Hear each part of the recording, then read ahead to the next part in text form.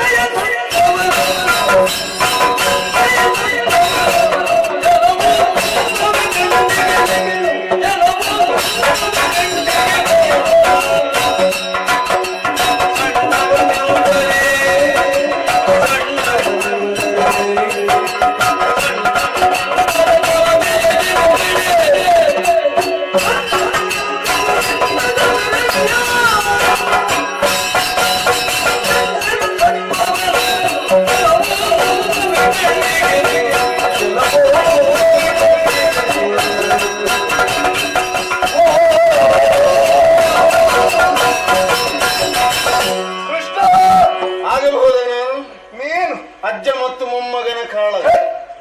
ನಿನ್ನ ಸತ್ತೋಳೆಂಬುದನ್ನು ಪೂರ್ವದಲ್ಲೇ ನಾನು ಅರಿತವನಿದ್ದೇನೆ. ಹಾ ಹಾ ನೀನು ಏನೆಲ್ಲ ಮಾಡಿದವ, ಎಲ್ಲೆಲ್ಲಿ ಏನೇನು ಸಾಧನೆ ಮಾಡಿದ್ದಿ, ಹಾ ಅದನ್ನೆಲ್ಲ ಹಾ. ನಾನು ಬಲ್ಲೆ. ನನ್ನ ಕುರಿತು ನೀನು ಅಧ್ಯಯನ ಮಾಡಿದ್ದಿ. ಅಲ್ಲ, ನಿನ್ನ ಬಡಿವಾರ ಗೆಲುವುಂಟಲ್ಲ, ನಿನ್ನ ಬಡಿವಾರ ಏನಿದ್ದರೂ ಕೂಡ ಗೋಪಿಕೆಯರ ಮುಂದೆ, ಗೊಲ್ಲರ ಮುಂದೆ ಅಲ್ಲದೆ ಹಾ. ನಮ್ಮಂತ ಮಲ್ಲರ ಮುಂದೆ ಅಲ್ವಾ. ಮಲ್ಲರ ಮುಂದೆ ನಾನು ಸಲ್ಲ. ಸಲ್ಲ ಹಾಗಾದ್ರೆ ಯಾರಾಗುವುದು? ಇವನಾಗಬಹುದಾ?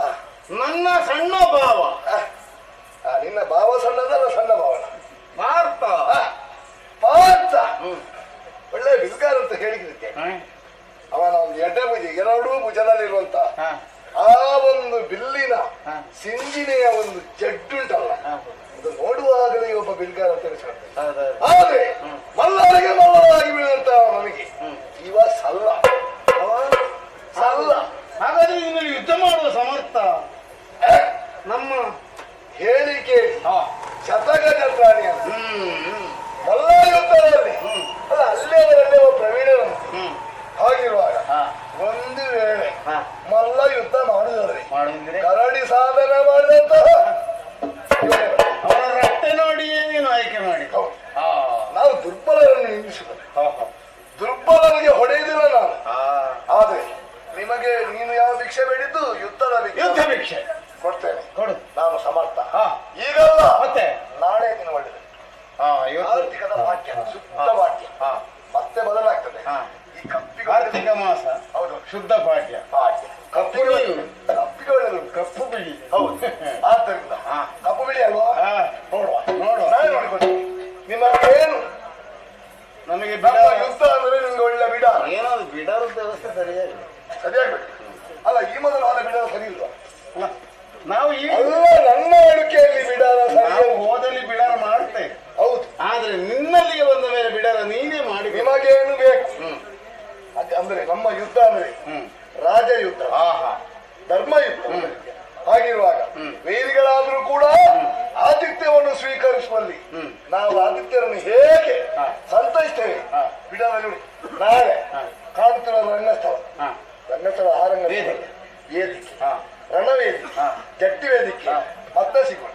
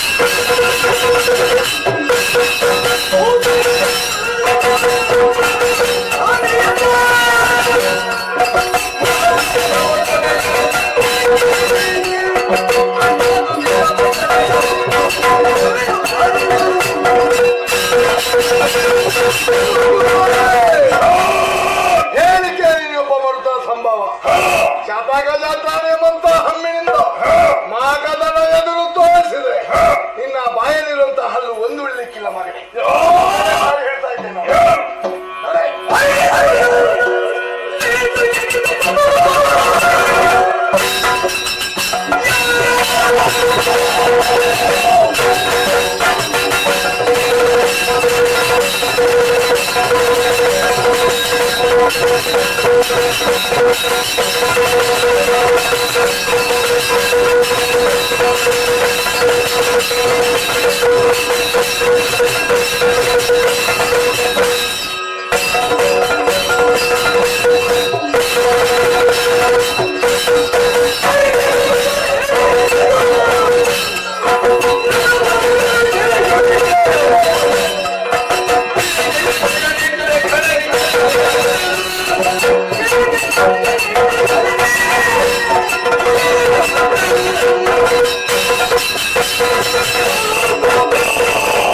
ಏನು ಮಾರುತಿ ಯುದ್ಧವನ್ನು ಆಯ್ಕೆ ಮಾಡುವವನೇ ಕಾಲವನ್ನು ಕೊಡದಕ್ಕೆ ಬಂದವನೇ ಭೀಮಸೇನ.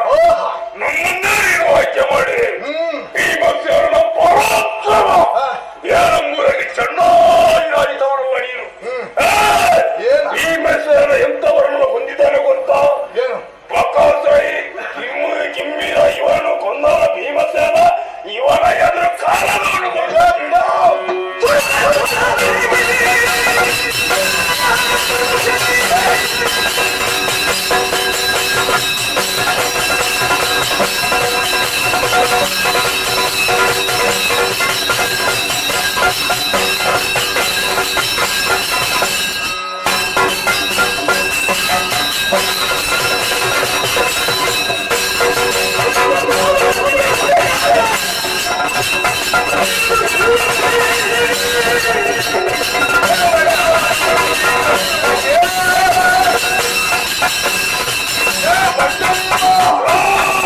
ಬಕಾಸುರನು ಕೊಂದಿದ್ದೇವಂತ ಹಮ್ಮು ನೀನೆ. ಆದ್ರೆ ನೀನು ಎಷ್ಟೇ ಘನ ಸಾಧನೆ ಮಾಡಿ ನಿನ್ನ ಯೋಗ್ಯತೆ ನನ್ನ ಬಿಟ್ಟುಕೊಡುದಿಲ್ಲ. ನಿನ್ನ ಹಣೆ ಬರ ಇಷ್ಟೇ ಅಲ್ಲ. ತುರುಗವನಿಗೆ ಕೊಡೆ ಹಿಡಿಯುವಂತ ಹಣೆ ಬರ ಕೆಟ್ಟವನೇ. ನಿನಗೆ ಕ್ಷತ್ರಿವಂಶಲಿ ಅದು ಕೂಡ ಚಂದ್ರವಂಶಲಿ ಹುಟ್ಟಿದೆ ಅಂತ ಹೇಳಿದುಕೊಳ್ಳಿದ್ದಕ್ಕೆ ನಾಚಿಕೆ ಆಗುತ್ತಿಲ್ಲ. ಒಳ್ಳೆ ಮಾತು ಹೇಳ್ತಾ ಇದ್ದೇನೆ. ಬದುಕುವ ಆಸೆ ಇದ್ರೆ ಅವನ ಮಾತು ಕೇಳದೆ ನನ್ನ ಮಾತು ಕೇಳಿ ಬಂದ ದಾರಿಗೆ ಸುಂಕ ಇಲ್ಲ ಮಾರೆ.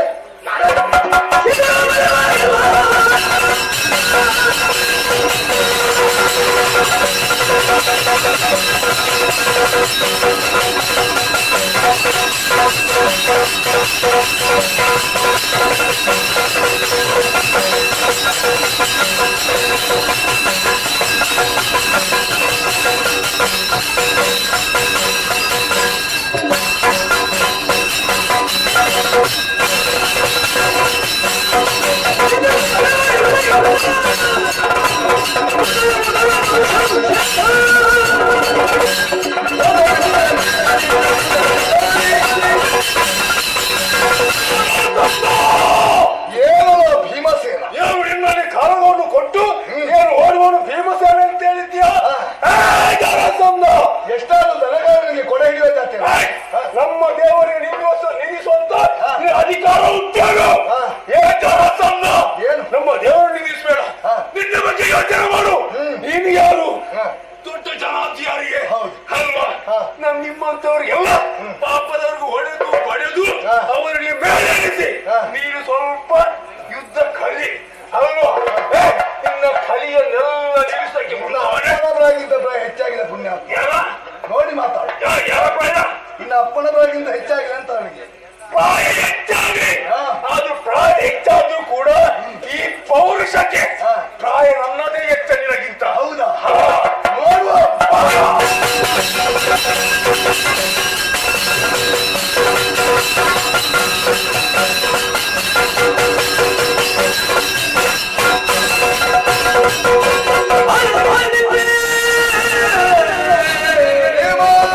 ತಡೆ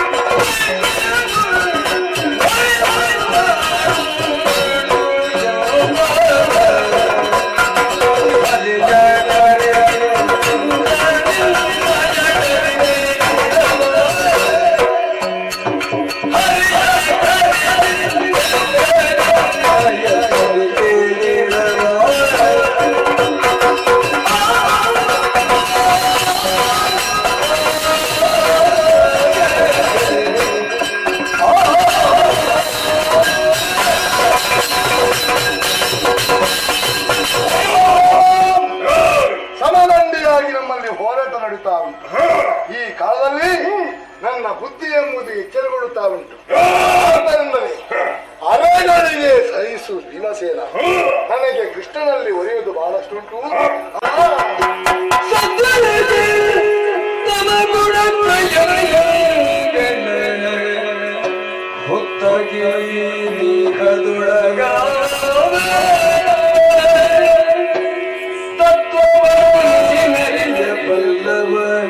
ನಿತ್ಯ ಪುರುಷ ತತ್ವವನ್ನು ನೀನರಿಯ ಬಲ್ಲವ ನಿತ್ಯ ಪುರುಷ ಪುರುಷ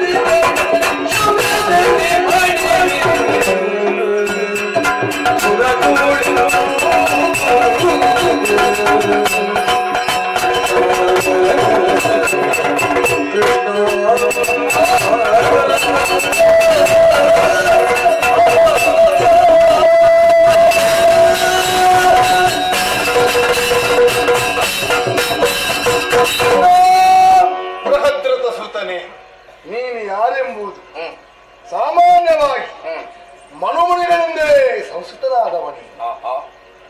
ತಲೆಯಲ್ಲಿ ಧರ್ಮವನ್ನು ತಿದ್ದುವುದಕ್ಕಾಗಿ, ಅಧರ್ಮದ ನಾಶಕ್ಕಾಗಿ, ಪೂರ್ವ ಸೂಚನೆಯೊಂದಿಗೆ ತಲೆಯಲ್ಲಿ ಜನ್ಮ ತಾಳಿದವನೇ.